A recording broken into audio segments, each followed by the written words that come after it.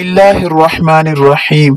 हजरत इब्न उमर रज़ी अल्लाह ताला अन्हु से मरवी है कि एक शख्स रसूलुल्लाह सल्लल्लाहु अलैहि वसल्लम के पास आया।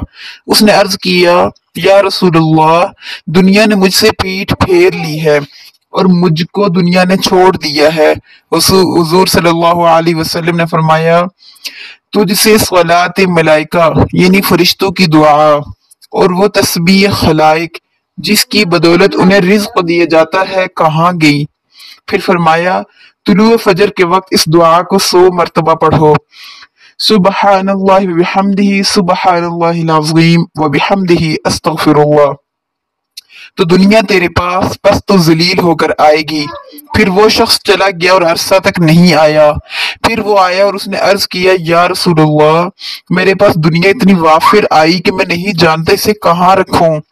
ये नमाज फजर की सुन्नत और फर्ज के दरमियान बुजुर्गों ने पढ़ी है और इसके साथ एक तस्बीह ला हौला वला कुव्वता इल्ला बिल्लाहिल अलिय्यिल अज़ीम की भी पढ़ी।